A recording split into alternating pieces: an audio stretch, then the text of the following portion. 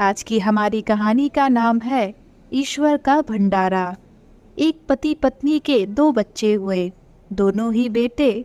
दोनों बेटों की खुशी में दोनों दंपति बहुत खुश रहते थे। माँ बाप ने उन दोनों ही बच्चों को खूब प्यार से पाला पोसा, पढ़ाया लिखाया, बड़ा किया और इस काबिल बनाया कि ये अच्छी नौकरी कर सके, समाज में अच्छा जीवन व्यतीत कर सके। अपने बच्चों के लिए दिन रात कड़ी मेहनत करके एक बंगला जैसा 2 मंजिला घर बनाकर दिया, ताकि दोनों बेटे शादी के बाद भी एक साथ लेकिन अलग अलग कमरों में रह सके, ताकि आगे चलकर कभी बंटवारे का विचार ना आए और इनमें लड़ाई झगड़े ना हो। दोनों बेटों को अच्छी नौकरियां लग गईं, दोनों की ही शादी हो गई। बड़ा बेटा जो घर के पहले माले पर रहता था, उसे एक बच्चा भी हुआ। पोते का मुंह देखकर दादा दादी बहुत खुश हुए। सब ठीक चल रहा था, लेकिन थोड़े ही दिनों बाद बूढ़ी पत्नी की मौत हो गई। जब तक पत्नी जिंदा थी, दोनों बेटे और बहू पिता का सम्मान किया करते थे। जैसे ही पत्नी मरी, दोनों बेटे और बहुएं हर दिन पिता की सेवा करना तो दूर, पिता को हर दिन खाना खिलाने के लिए भी राजी ना थे। दोनों बेटे और बहुओं ने मीटिंग की और तय किया कि पिता का खाना खिलाने की जिम्मेदारी बांट ली जाए, यानी कि 15 दिन बड़ा बेटा और 15 दिन छोटा बेटा पिता के खाने की जिम्मेदारी लेगा। जिन बेटों को बिना दिन रात देखे भूख ना होते हुए भी और मनचाहा खाना हमेशा खिलाने के लिए जो पिता तैयार रहता था, अब उसी पिता के बेटों के यहाँ पर दिनों के हिसाब से खाना दिया जाता था। पिता का दिल बड़ा था। पिता को इस बात की खुशी थी कि वह जैसे भी हो अपने बेटों के साथ रह रहा है, और इसी खुशी के कारण बेटों के द्वारा दी गई रूखी सूखी भी उन्हें किसी पकवान से कम ना लगती। लेकिन दुर्भाग्य की बात तब हो जाती जब किसी महीने में 31 दिन आ जाते और उस एक दिन पिता को भूखा ही रहना पड़ता। एक बार जब बड़े बेटे के यहाँ 15 दिनों तक खाना खाने की बारी चल रही थी, तब बड़ा बेटा अपनी बीवी और बच्चों के साथ कहीं बाहर किसी फंक्शन में जा रहा था। बड़ी बहू ने पिता से कहा, पिताजी आज खाना नहीं बनाया है, हम बाहर जा रहे हैं, वही खाएंगे, आप अपने लिए कुछ पका लेना और खा लेना। बूढ़े पिता ने कहा, लेकिन बेटा मुझे तो गैस चलाना नहीं आता। बहू ने कहा, तो फिर ऐसा कीजिए कि पास वाले मंदिर में भंडारा लगता है, आप वहीं पर जाकर खा लीजिए, तो आपको गैस जलाने की जरूरत नहीं पड़ेगी।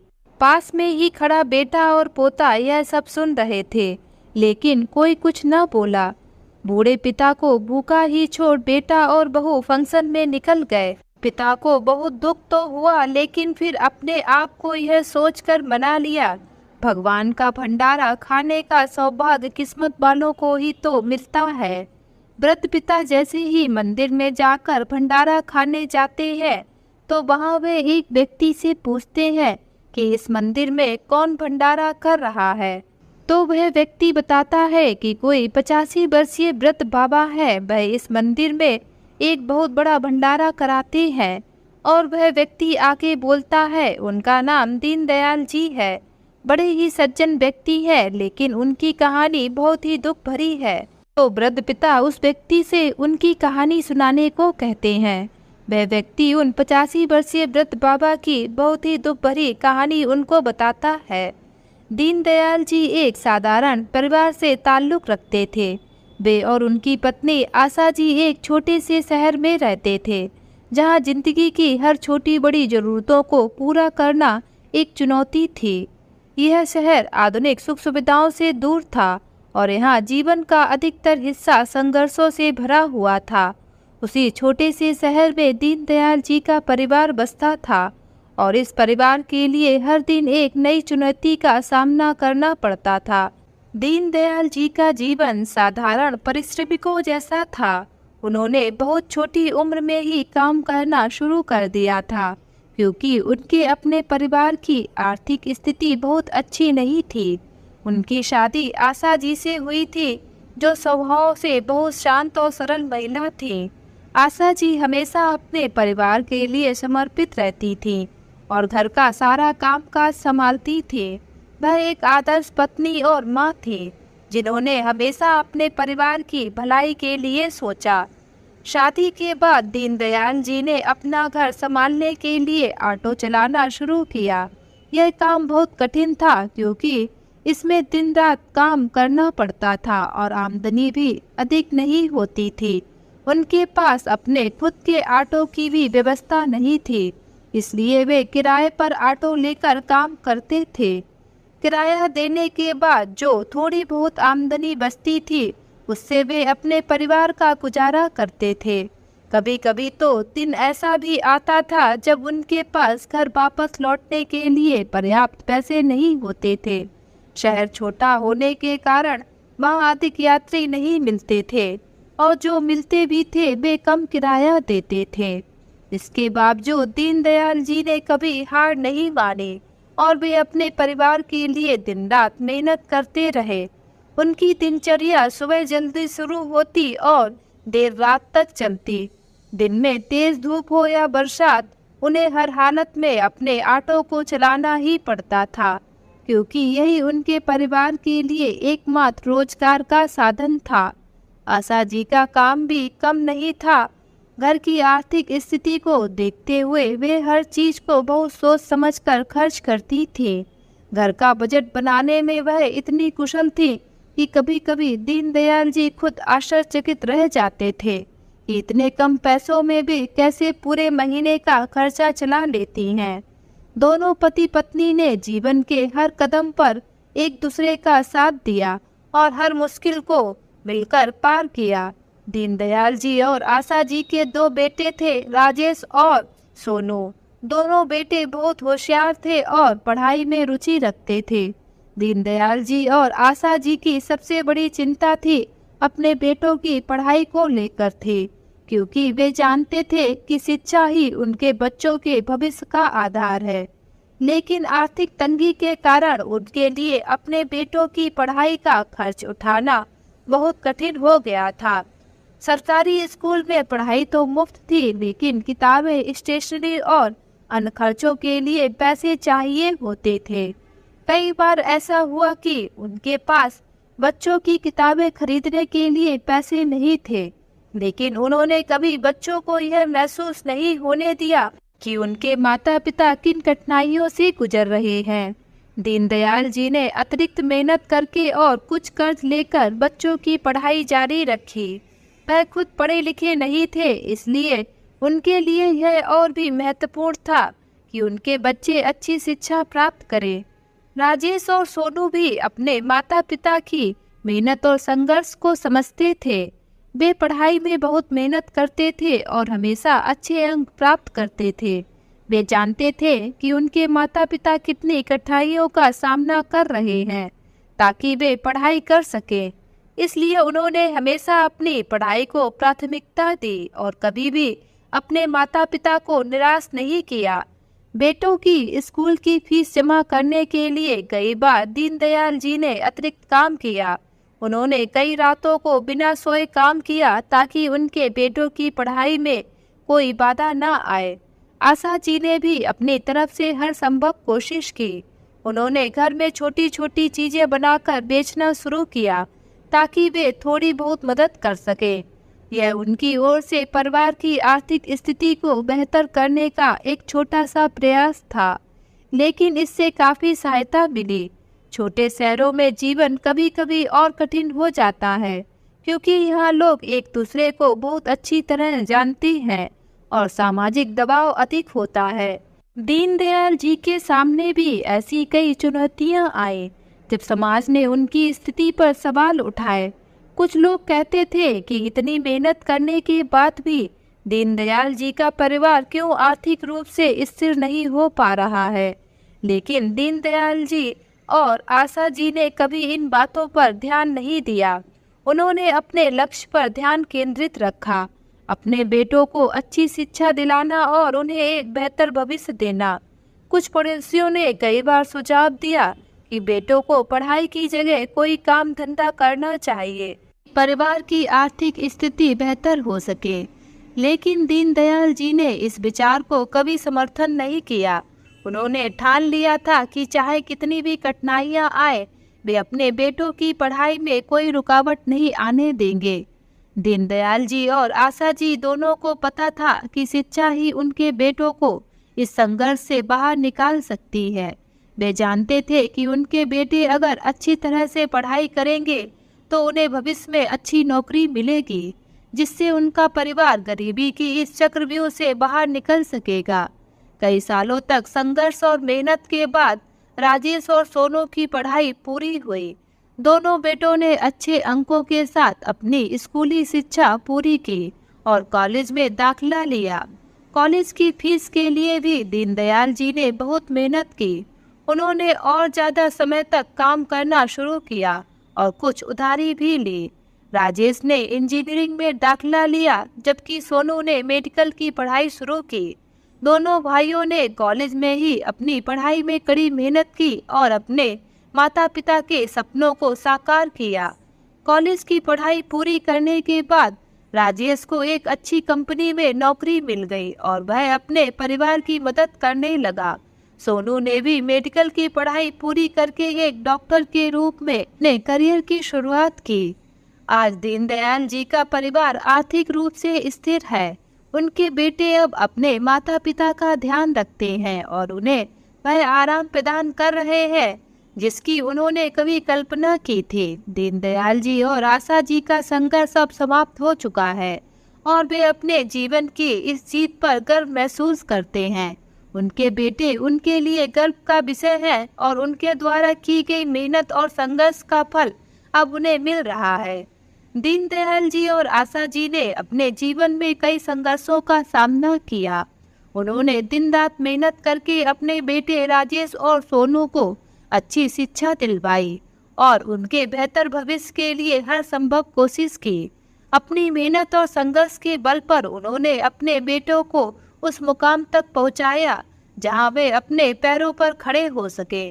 दोनों बेटों ने अच्छी नौकरी पा ली और दीनदयाल जी और आशा जी को यह उम्मीद थी कि अब उनका जीवन सुखमय हो जाएगा और उनके बेटे उनकी देखभाल करेंगे। लेकिन समय के साथ स्थितियां बदल गईं और जो बेटे कभी उनके सपनों का आधार थे, वही अब धीरे धीरे उनसे दूर होते चले गए। राजेश और सोनू दोनों ही अब अपने करियर में सफल हो चुके थे। राजेश एक बड़ी इंजीनियरिंग कंपनी में काम करता था और सोनू एक सफल डॉक्टर बन चुका था। जब उनकी नौकरी लगी तो शुरू में वे नियमित रूप से अपने माता पिता से मिलने आते थे और उनकी हर संभव मदद भी करते थे। लेकिन समय बीतने के साथ उनके जीवन में कुछ बदलाव आने लगे, खासकर जब वे अपनी पसंद की लड़कियों से मिले और उनके साथ अपने रिश्ते को आगे बढ़ाने का निर्णय लिया।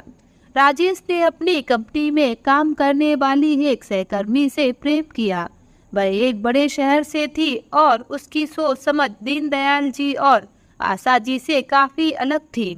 राजेश को यह महसूस हुआ कि उसकी प्रेमिका और उसके माता पिता के बीच सोचने के तरीके और जीवन शैली में बहुत अंतर है।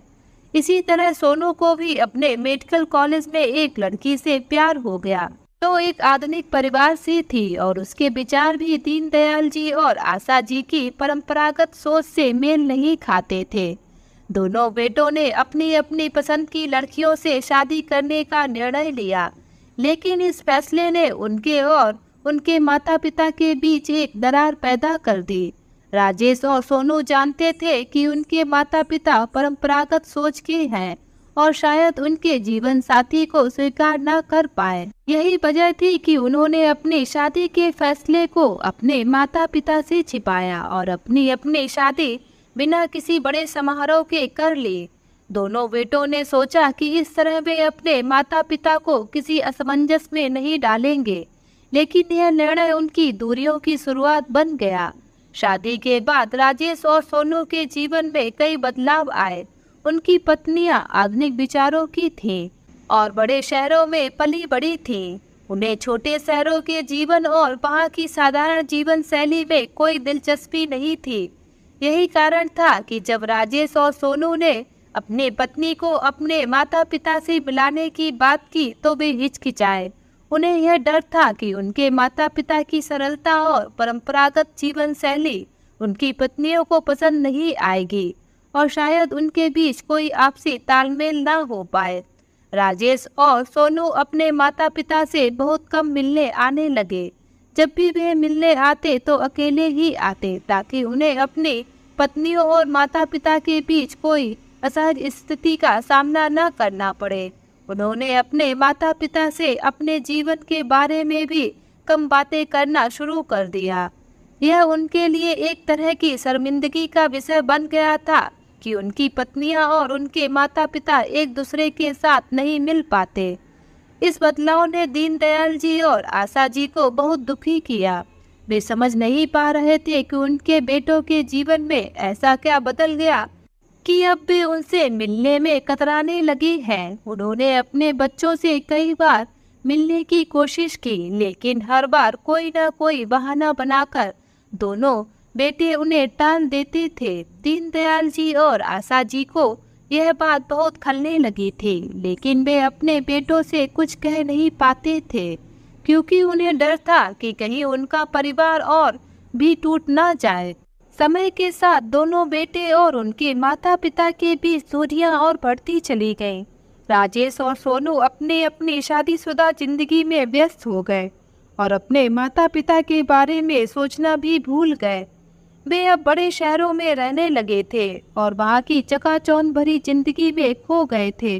उन्हें अपने माता पिता की सरल और संघर्षमय जिंदगी अब बहुत दूर की बात लगने लगी थी। जब भी दीनदयाल जी और आशा जी अपने बेटे से मिलने का प्रयास करते तो उन्हें यही जवाब मिलता कि वे बहुत व्यस्त हैं और फिलहाल नहीं आ सकते हैं। यहाँ तक कि त्योहारों और पारिवारिक अवसरों पर भी वे अपने माता पिता से मिलने नहीं आते थे। दीनदयाल जी और आशा जी अकेलेपन का शिकार हो गए थे। उन्होंने अपने बेटों के लिए अपनी पूरी जिंदगी लगा दी थी और अब वे उसी अकेलेपन में घिर गए थे जिससे बचने के लिए उन्होंने इतनी मेहनत की थी।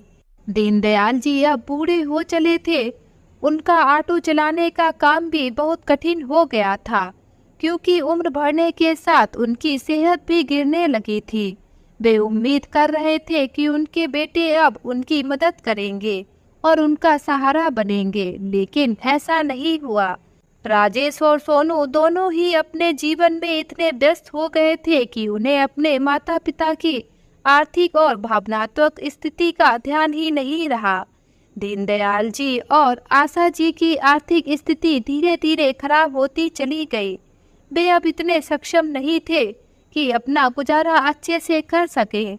दीनदयाल जी के पास अब ज़्यादा यात्रियों का भी आना कम हो गया था, क्योंकि शहर में नए नए वाहन और साधन आ गए थे, जिससे उनकी आमदनी और घट गई। आशा जी भी अब बीमार रहने लगी थी और दवाइयों के खर्च के लिए भी पैसे की तंगी हो गई थी। दीनदयाल जी ने कई बार अपने बेटों से आर्थिक मदद की बात की, लेकिन हर बार उन्हें निराशा ही हाथ लगी।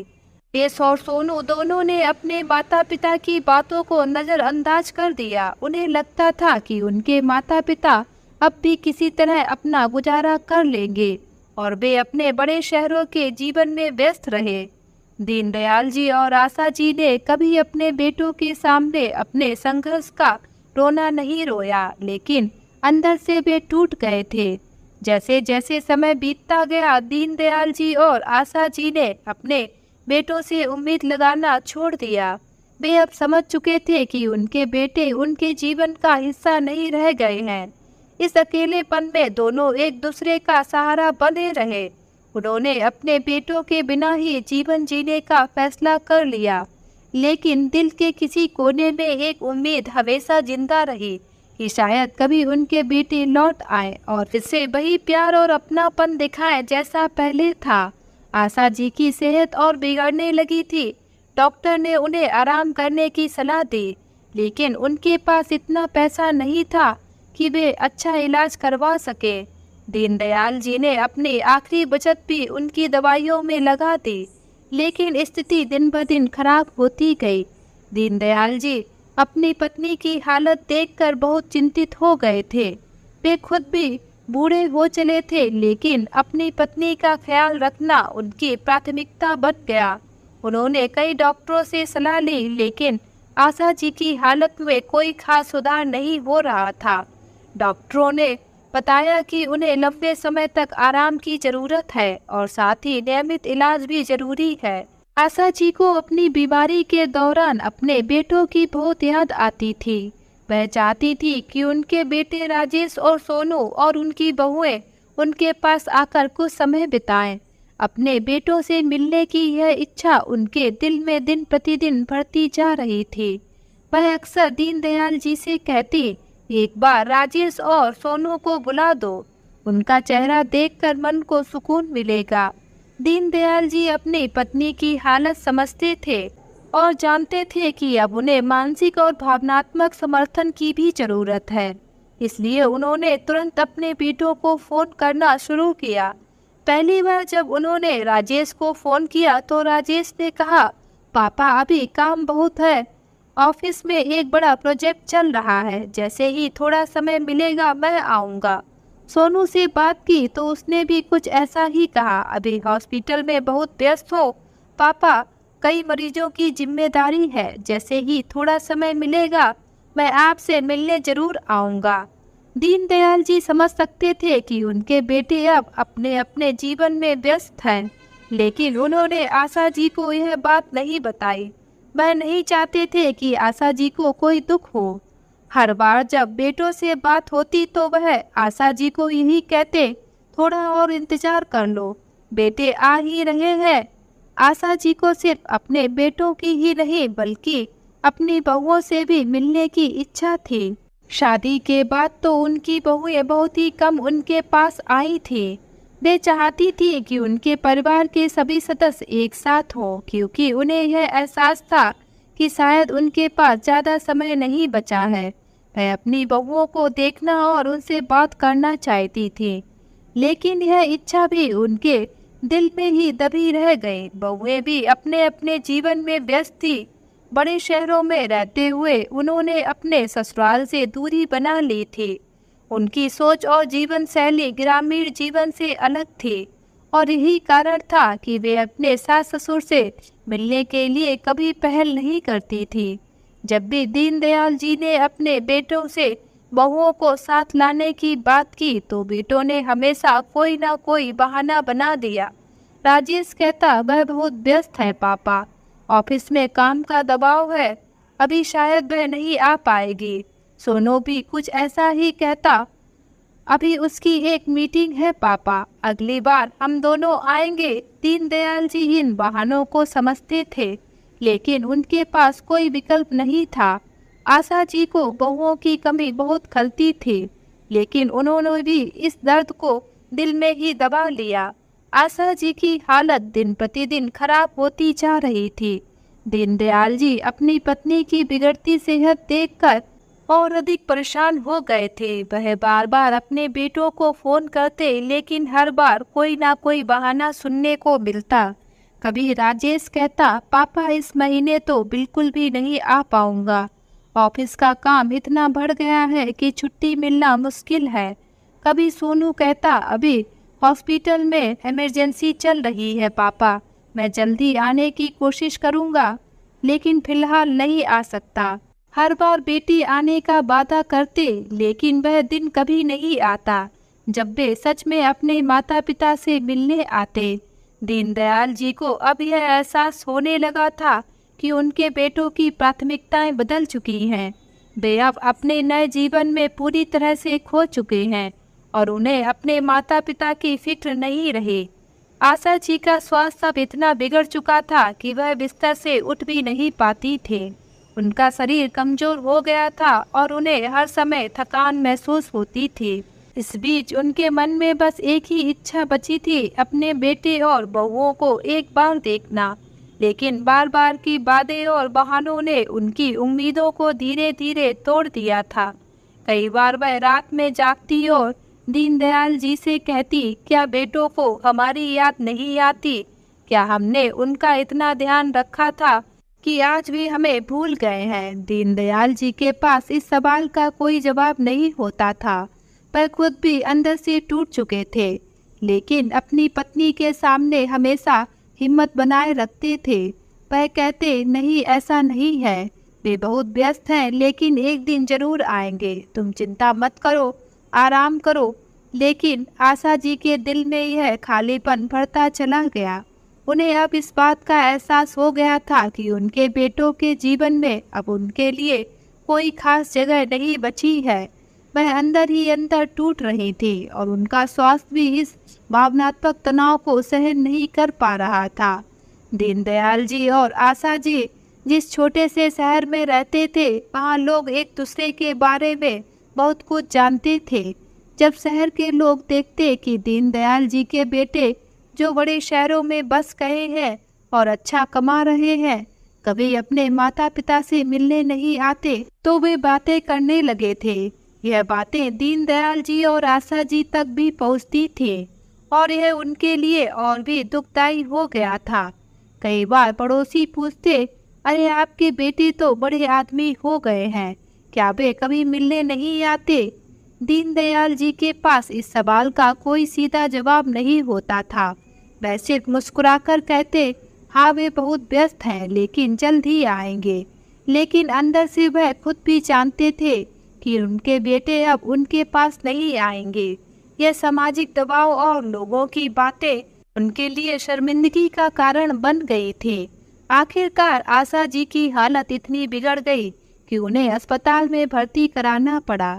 दीनदयाल जी ने अपने बेटों को इस बार फिर फोन किया, लेकिन कोई भी तुरंत आने के लिए तैयार नहीं हुआ। राजेश ने कहा, पापा मैं कोशिश कर रहा हूँ, लेकिन फिलहाल नहीं आ सकता। सोनू ने भी कुछ ऐसा ही कहा, यहाँ हॉस्पिटल में कुछ इमरजेंसी केस है पापा, मैं जैसे ही फ्री होता हूँ आऊँगा। आखिरकार आशा जी का स्वास्थ्य और भी गिरता चला गया और एक दिन उन्होंने इस दुनिया को अलविदा कह दिया। उनके अंतिम समय में ना उनके बेटे थे ना बहुएं। दीनदयाल जी अकेले ही हॉस्पिटल में बैठे थे, अपनी पत्नी की मृतदेह को देखकर। दीनदयाल जी के लिए यह एक भारी आघात था। वह अपनी पत्नी के बिना जीवन की कल्पना भी नहीं कर सकते थे। उनके लिए आशा जी ही सब कुछ थीं, साथ ही संभल और जीवन की हर कठिनाई में उनके साथ खड़ी रहने वाली। जब अस्पताल में डॉक्टरों ने उन्हें बताया कि आशा जी अब इस दुनिया में नहीं रहीं, तो दीनदयाल जी एक पल के लिए स्तब्ध रह गए। उनके पास कुछ कहने के लिए शब्द ही नहीं बचे थे। वह अपनी पत्नी के मृत शरीर को देखकर कुछ देर तक एकटक देखते रहे, जैसे कि उनकी सारी दुनिया एक ही पल में उजड़ गई हो। पड़ोसियों ने उनके बेटों को फ़ोन किया। इस बार फ़ोन उठाते ही उन्होंने कहा, तुम्हारी माँ अब नहीं रही, अगर हो सके तो अंतिम संस्कार के लिए आ जाओ। यह सुनकर राजेश और सोनू के पास अब कोई बहाना बनाने की गुंजाइश नहीं थी। दोनों ने कहा, हम जल्द ही पहुँच रहे हैं। राजेश और सोनू दोनों अपनी अपनी पत्नियों के साथ अपने पैतृक घर पहुँचे। जब वे घर पहुँचे तो वातावरण में गम और शोक का माहौल था।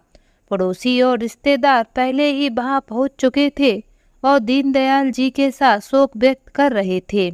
राजेश और सोनू ने घर में प्रवेश किया और अपनी मां के मृत शरीर को देखकर कुछ पल के लिए स्तब्ध रह गए। उनकी पत्नियां भी साथ में थीं, जो दुखी चेहरे के साथ वहां खड़ी थीं, लेकिन उनके चेहरे पर वह भावनात्मक जुड़ाव नहीं दिख रहा था जो एक सास के प्रति होना चाहिए। राजेश और सोनू ने मां के पार्थिव शरीर के पास बैठकर उनके प्रति अपने कर्तव्य का पालन करने की कोशिश की। वे दोनों वहीं बैठ गए और कुछ समय के लिए रोने का नाटक किया। उनके चेहरे पर आंसू थे, लेकिन वे आंसू गहरे दर्द के नहीं, बल्कि केवल सामाजिक औपचारिकता को निभाने का हिस्सा थे। आसपास के लोग देख रहे थे कि कैसे दोनों बेटे अपनी मां के लिए आंसू बहा रहे हैं, लेकिन दीनदयाल जी जान चुके थे कि वह केवल दिखावा है। बेटों ने खुद को बहुत दुखी दिखाने की कोशिश की, लेकिन दीनदयाल जी को उनके दिलों की असलियत मालूम थी। वे जानते थे कि उनके बेटों ने उनकी पत्नी की बीमारी के दौरान उनका साथ नहीं दिया, और अब जब वे इस दुनिया में नहीं रही तो यह आंसू केवल समाज को दिखाने के लिए है। उनकी बहुओं का व्यवहार भी कुछ खास अलग नहीं था। वे अपने चेहरे पर दुख का नकाब पहने हुए थी, लेकिन दिल से वे इस शोक का हिस्सा नहीं लग रही थी। अब वक्त आ गया था कि आशा जी के पार्थिव शरीर को अंतिम विदाई दी जाए। दाह संस्कार के बाद जब सभी लोग घर वापस लौटे तो दीनदयाल जी ने खुद को एकदम शांत कर लिया। वह अपनी पत्नी के बिना जीवन को कैसे जिएंगे, यह सोचकर ही उनका मन भारी हो जाता था। आशा जी ही उनके जीवन का आधार थे। उनके बिना उनका जीवन एकदम खाली हो गया था। दीनदयाल जी के चेहरे पर अब कोई भावना नहीं थी, ना दुख, ना क्रोध, ना ही किसी तरह की शिकवा शिकायत। जब शोक की औपचारिकताएं पूरी की गईं, तो राजेश और सोनू ने दीनदयाल जी से शहर लौटने की बात की। दोनों बेटों के बीच यह समझौता हुआ था कि वे कुछ दिन के लिए गांव में रहेंगे और फिर अपनी अपनी नौकरी पर वापस लौटेंगे। दीनदयाल जी, जो अब भावनात्मक रूप से एकदम खाली हो चुके थे, ने इस बात पर कोई आपत्ति नहीं जताई। उनके पास कोई और विकल्प भी नहीं था। वे जानते थे कि उनके बेटे अब उनके पास नहीं रहना चाहते, लेकिन समाज के दबाव और अपनी जिम्मेदारियों के कारण वे गांव में कुछ दिन और रुकने के लिए मजबूर थे। जब बेटों ने गांव से जाने की तैयारी शुरू की, तो पास पड़ोस के लोग इस बात को लेकर चिंतित हो गए कि अब दीनदयाल जी का क्या होगा। गांव में अकेले रहने के लिए अब उनकी उम्र और सेहत दोनों साथ नहीं दे रहे थे।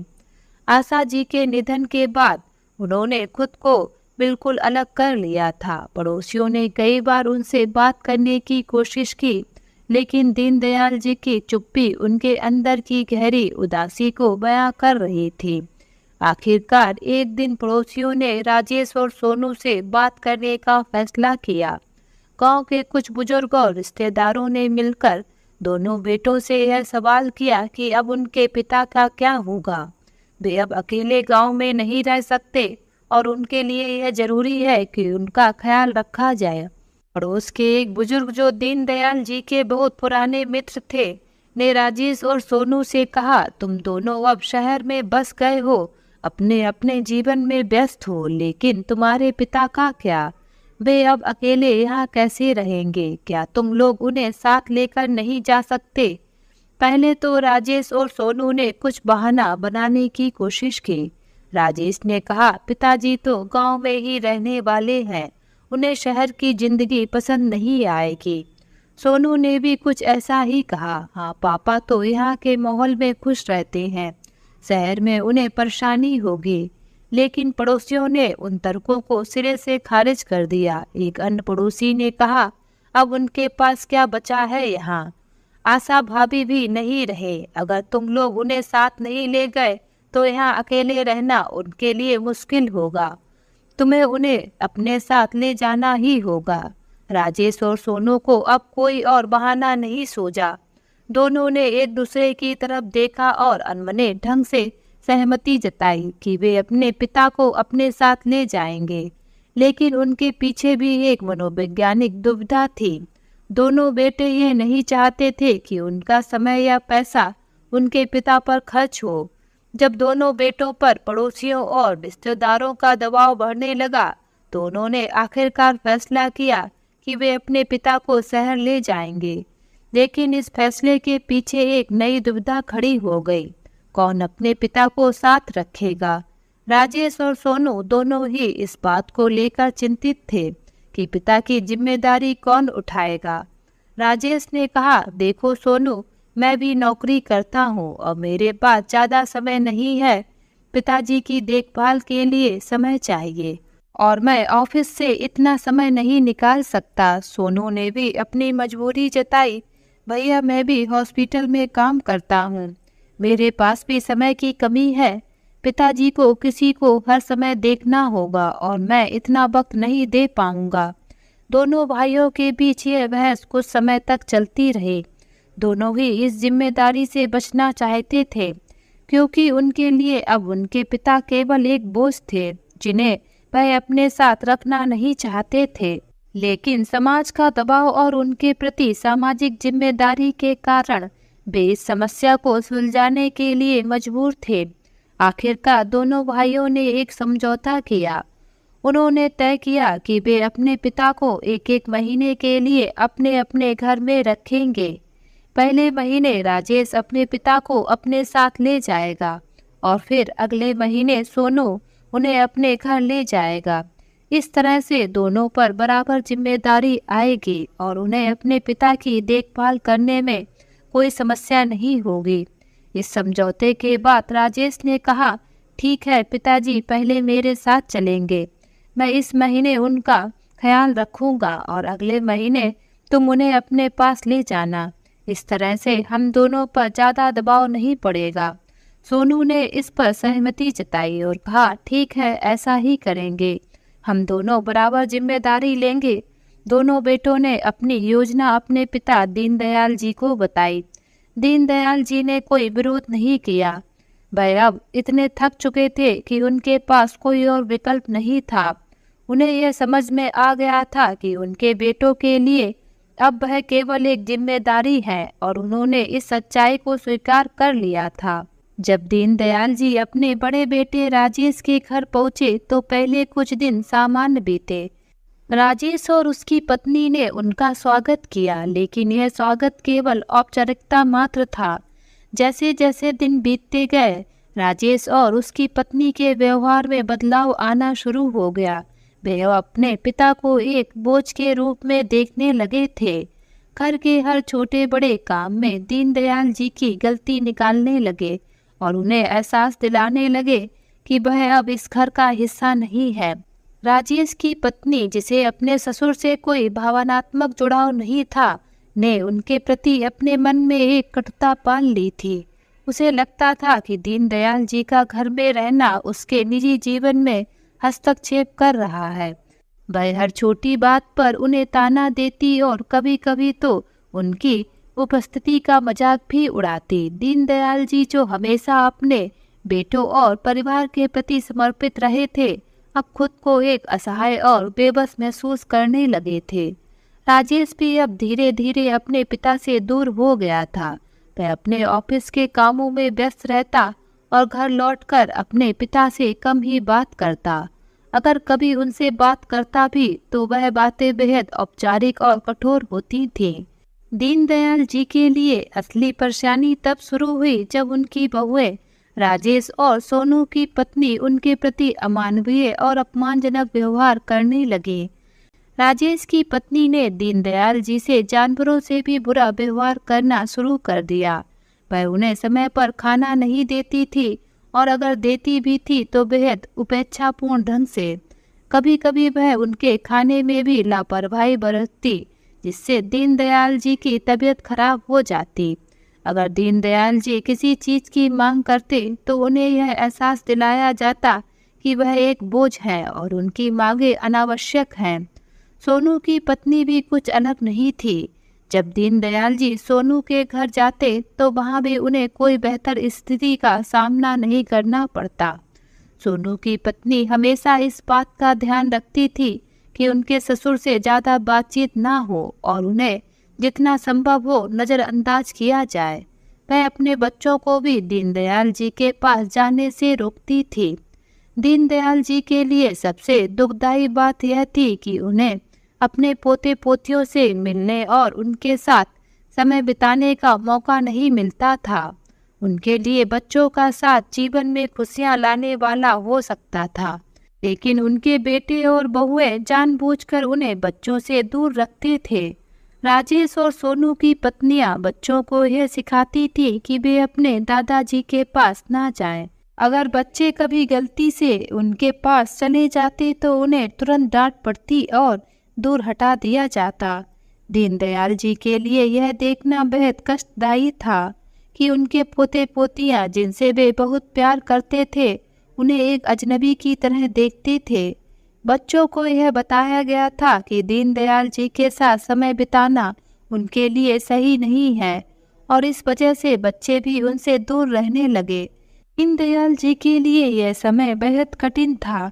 वे मानसिक और भावनात्मक रूप से टूट चुके थे।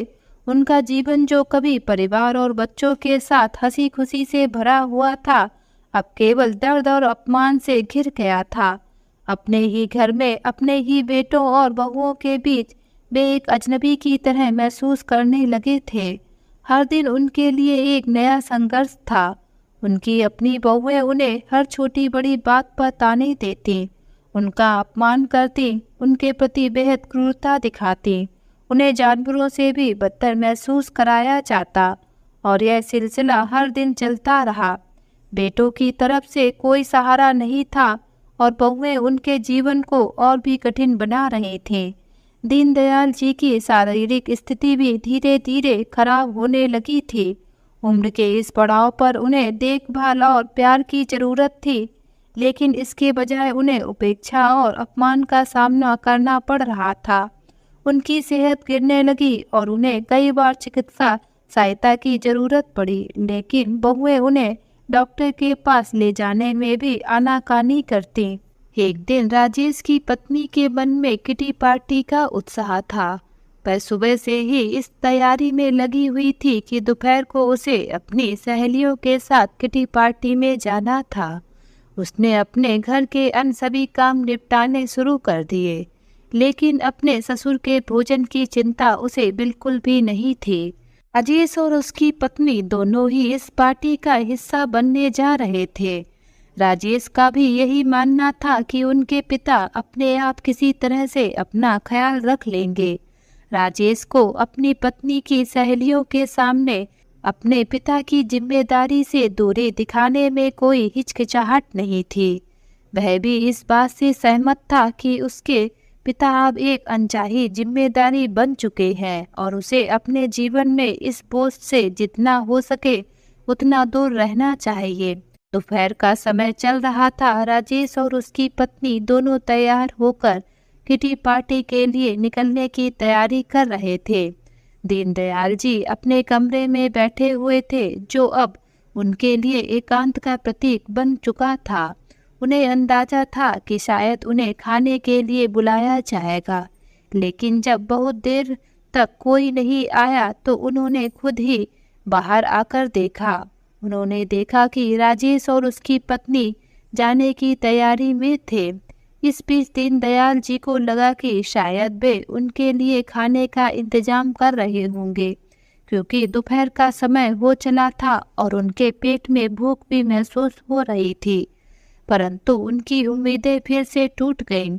राजेश की पत्नी, जो अब पूरी तरह से पार्टी में जाने के मूड में थी, ने बिना किसी झिझक के दीनदयाल जी से कहा, पिताजी, आज हमें बाहर जाना है। घर में कुछ खास खाना नहीं बना है, तो आप पास में जो मंदिर में भंडारा हो रहा है वहीं जाकर खाना खा लेना। वैसे भी आप तो भगवान को मानते हैं, वहाँ अच्छा प्रसाद मिलेगा। यह सुनकर दीनदयाल जी के दिल को एक और ठेस लगी। उन्होंने सोचा था कि शायद उनकी बहू उनकी परवाह करेगी, लेकिन यहाँ उन्हें मंदिर में भंडारा जाकर खाना खाने की सलाह दी जा रही थी। यह स्पष्ट था कि उनके लिए घर में किसी प्रकार का भोजन नहीं बनाया गया था और उन्हें खुद से अपनी भूख मिटाने के लिए कहा जा रहा था। दीनदयाल जी ने बिना कुछ कहे सिर हिला दिया। वह अपने बेटे और बहू के सामने कुछ कहने की स्थिति में नहीं थे। उनकी चुप्पी अब उनके जीवन का हिस्सा बन गई थी। वे जानते थे कि चाहे वे कुछ भी कहें, उनके लिए घर में कोई बदलाव नहीं आएगा। इसलिए उन्होंने खुद को हालात के हवाले कर दिया और उस अपमान को भी चुपचाप सह लिया, जैसे वे पहले भी कई बार सह चुके थे। कुछ देर बाद भूख से मजबूर होकर दीनदयाल जी ने मंदिर जाने का फैसला किया। वह अपने बेटे और बहू के कहे अनुसार मंदिर में होने वाले भंडारे में जाने के लिए तैयार हो गए, यह सोचते हुए कि शायद भगवान के घर में उन्हें सुकून मिलेगा और भूख भी मिट जाएगी। वे धीरे धीरे मंदिर की ओर चल पड़े। मंदिर उनके घर से थोड़ी दूरी पर था। वे धीमी गति से चलते हुए मंदिर पहुँचे। जहाँ भंडारा चल रहा था, वहाँ कई लोग खाना खा रहे थे और मंदिर के सेवक भंडारे की व्यवस्था में लगे हुए थे। दीनदयाल जी ने एक कोने में जाकर बैठने की जगह ली और प्रसाद के रूप में खाना खाने लगे, लेकिन यह भोजन भी उन्हें कोई संतोष नहीं दे पा रहा था। उनके मन में अपमान और अकेलेपन की भावना इतनी गहराई तक भर चुकी थी कि अब भगवान के प्रसाद में भी उन्हें कोई राहत नहीं मिल रही थी। वे उस वक्त अपने जीवन की पूरी यात्रा के बारे में सोचने लगे, कैसे उन्होंने अपने बेटों की परवरिश की, कैसे संघर्ष किया और आज उन्हें इस हालत में पहुंचा दिया गया जहां उन्हें अपने ही घर में भोजन तक के लिए संघर्ष करना पड़ रहा है। भंडारे में खाना खाने के बाद दीनदयाल जी मंदिर के प्रांगण में थोड़ी देर बैठे रहे। दीनदयाल जी ने अपने आंसू पोंछे और एक गहरी सांस ली तो उन्होंने एक महत्वपूर्ण निर्णय लिया। वे अब अपने बेटों के घर पर नहीं रहेंगे। उन्हें यह एहसास हो चुका था कि उनके बेटे और बहुएं अब उनके लिए कोई स्थान या सम्मान नहीं रखते। उनकी उपस्थिति उनके लिए बोझ बन गई थी और वे इस अपमान को और ज़्यादा सहन नहीं कर सकते थे। भोजन खत्म करने के बाद दीनदयाल जी धीरे धीरे उठे और मंदिर से बाहर निकल गए। बाहर की दुनिया में एक हलचल थी, लोग अपनी अपनी जिंदगी में व्यस्त थे, लेकिन दीनदयाल जी के अंदर एक गहरा सन्नाटा था। वे जानते थे कि अब उन्हें अपना रास्ता खुद ही चुनना होगा।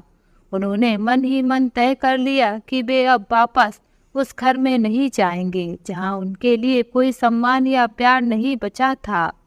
दीनदयाल जी को अपने पुराने दिनों की याद आई जब वे ऑटो चलाया करते थे।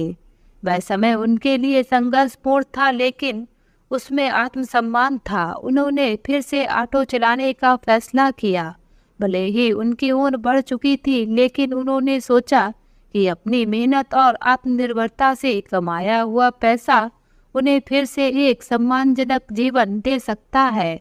अपने फैसले के साथ उन्होंने उसी दिन से ऑटो चलाने की योजना बनाई। उन्हें पता था कि उनके पास अब कोई विकल्प नहीं है।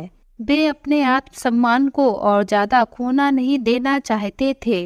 अगर उन्हें अपनी बाकी की जिंदगी सम्मान के साथ बितानी है तो इसके लिए उन्हें खुद ही कुछ करना होगा। और वे अपने बेटों का घर छोड़कर चले गए। दीनदयाल जी ने अब अपने जीवन का नया अध्याय शुरू कर दिया था। वे सुबह सुबह ऑटो लेकर निकलते और दिन भर सवारी ढोते। लोग उनकी उम्र का सम्मान करते और उनका आशीर्वाद लेते। इस काम से उन्हें न केवल पैसे मिलते थे, बल्कि उनके आत्मसम्मान को भी संतुष्टि मिलती थी। वे जानते थे कि अब उन्हें किसी के आगे हाथ फैलाने की जरूरत नहीं है और वे अपने बूढ़े शरीर के बावजूद आत्मनिर्भर बनकर जी रहे थे। दूसरी तरफ दीनदयाल जी के इस फैसले से उनके बेटों और बहुओं पर कोई फर्क नहीं पड़ा। बेटों ने ना तो अपने पिता को वापस बुलाने की कोशिश की और ना ही यह जानने की परवाह की कि उनके पिता कहाँ गए हैं और किस स्थिति में है। उनके लिए यह एक राहत का विषय था कि अब उन्हें अपने पिता की जिम्मेदारी से छुटकारा मिल गया था। बहुओं ने भी यह महसूस नहीं किया कि उनके ससुर घर में नहीं हैं। उनके लिए यह एक ऐसा मुद्दा था जिस पर ध्यान देना भी आवश्यक नहीं था। एक दिन जब दीनदयाल जी ऑटो चला रहे थे, उन्होंने सड़क पर भटकते हुए एक छोटे लड़के को देखा। लड़के के कपड़े मैले थे, उनके चेहरे पर उदासी और भूख साफ दिखाई दे रही थी। वह बिल्कुल अकेला और बेसहारा लग रहा था। दीनदयाल जी के दिल में उस लड़के के प्रति सहानुभूति जागी। उन्होंने तुरंत अपने ऑटो को रोका और उस लड़के से बात की। बेटा, तुम यहाँ अकेले क्या कर रहे हो? दीनदयाल जी ने उसे प्यार से पूछा।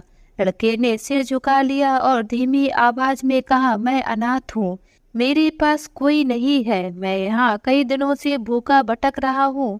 यह सुनकर दीनदयाल जी का दिल पसीज गया।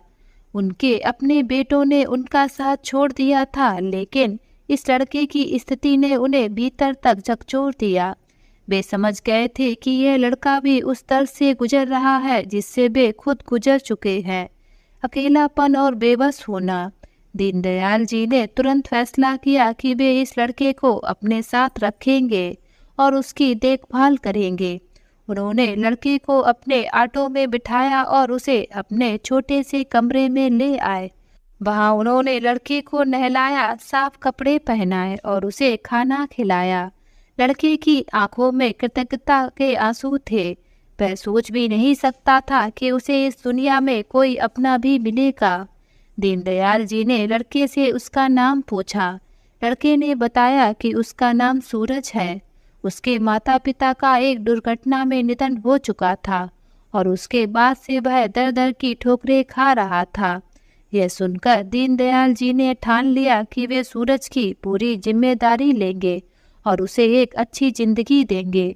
दीनदयाल जी ने सूरज को न केवल अपने साथ रखा बल्कि उसकी पढ़ाई लिखाई का भी ध्यान रखा। उन्होंने अपनी कमाई से सूरज को एक अच्छे स्कूल में दाखिला दिलवाया। सूरज भी बहुत मेहनती और होशियार लड़का था। उसने पढ़ाई में अपनी पूरी मेहनत झोंक दी। दीनदयाल जी उसे रोज स्कूल छोड़ने और लाने का काम खुद करते थे। सूरज को अब अपने जीवन में एक नई दिशा मिल गई थी। उसे दीनदयाल जी में अपने पिता की छवि दिखने लगी थी और वह भी उन्हें पिता की तरह ही सम्मान देने लगा था। दीनदयाल जी ने उसे संस्कार और नैतिकता का भी पाठ पढ़ाया ताकि वह न केवल पढ़ाई में सफल हो बल्कि एक अच्छा इंसान भी बन सके। सूरज ने अपनी पढ़ाई पूरी करने के बाद एक बड़ा कदम उठाया। उसने व्यापार में दिलचस्पी दिखाई और दीनदयाल जी से कहा, बाबूजी, अब मैं अपना खुद का बिजनेस शुरू करना चाहता हूँ। आपने मुझे बहुत कुछ दिया है और अब मैं चाहता हूँ कि मैं भी कुछ बड़ा करूँ। दीनदयाल जी ने सूरज के आत्मविश्वास और उत्साह को देखा और उसका पूरा समर्थन किया। उन्होंने अपनी बचत और कुछ उधार लेकर सूरज के बिजनेस की शुरुआत के लिए मदद की। सूरज ने छोटे पैमाने पर एक व्यापार शुरू किया, लेकिन अपनी मेहनत और काबिलियत से वह जल्दी ही सफलता की सीढ़ियां चढ़ने लगा। कुछ ही सालों में सूरज का बिजनेस शहर में एक प्रतिष्ठित नाम बन गया। उसने अपने बिजनेस को इतनी ऊंचाइयों तक पहुंचाया कि लोग उसकी सफलता की मिसाल देने लगे। सूरज ने न केवल आर्थिक रूप से सफलता हासिल की बल्कि वह एक ईमानदार और दयालु इंसान भी बना जिसे लोग बेहद पसंद करने लगे। सूरज ने अपनी सफलता का सारा श्रेय दीनदयाल जी को दिया। उसने कहा, बाबूजी, अगर आप मुझे उस दिन सड़क से उठाकर अपने साथ नहीं लाते तो आज मैं यहाँ नहीं होता। आपने मुझे न केवल जीवन दिया बल्कि जीने का सही तरीका भी सिखाया। सूरज ने दीनदयाल जी को अपने घर में लाकर उनके लिए एक अलग कमरा बनवाया। वह उनका बहुत आदर और सम्मान करता था। उसने उनके लिए वह सब कुछ किया जो उनके अपने बेटे करने में असफल रहे थे। दीनदयाल जी के जीवन में अब फिर से प्यार और स्नेह की बहार आ गई थी। सूरज और उसकी पत्नी ने उन्हें अपने परिवार का सदस्य बना लिया था और वे उनकी हर जरूरत का ध्यान रखते थे। सूरज के बच्चे भी दीनदयाल जी को दादाजी कहकर पुकारते थे और उनके साथ बहुत समय बिताते थे। यह देखकर दीनदयाल जी के दिल को सुकून मिलता था। उन्हें अब वह परिवार और प्यार मिल चुका था जिसकी कमी उन्होंने अपने बेटों के साथ महसूस की थी। एक दिन सूरज ने दीनदयाल जी से कहा, बाबूजी, अब समय आ गया है कि हम कुछ बड़ा करें। आप हमेशा दूसरों की मदद के बारे में सोचते हैं, क्यों ना हम एक बड़ा भंडारा आयोजित करें जहां हम सैकड़ों भूखों और जरूरतमंद लोगों को भोजन कराएं। यह विचार सुनकर दीनदयाल जी बहुत खुश हुए। उन्होंने तुरंत सहमति जताई और सूरज के साथ मिलकर एक बड़े भंडारे का आयोजन करने का फैसला किया। यह भंडारा पूरे शहर में चर्चा का विषय बन गया। सूरज ने अपनी तरफ से इस आयोजन के लिए बड़े पैमाने पर तैयारी की। भंडारे के दिन शहर भर के लोग इसमें शामिल हुए। दीनदयाल जी ने अपने हाथों से सैकड़ों लोगों को भोजन परोसा। उनकी आंखों में खुशी और संतोष के आंसू थे। उन्होंने कभी सोचा भी नहीं था कि जीवन में इस मोड़ पर वे इस प्रकार का सम्मान और खुशी महसूस करेंगे। सूरज ने पूरे आयोजन में उनकी मदद की और लोगों को बताया कि दीनदयाल जी उनके लिए कितने महत्वपूर्ण हैं। उस व्यक्ति के मुंह से उस वृद्ध पिता ने जब यह कहानी सुनी तो वह थोड़ा सा घबरा गए। उस व्यक्ति ने जब उनको इस तरीके से घबराते हुए देखा तो वह उनसे पूछने लगा, क्या हुआ आपको? आप ऐसे घबरा क्यों रहे हैं? तभी उधर से दीनदयाल जी भी अपने बेटे के साथ आते हैं।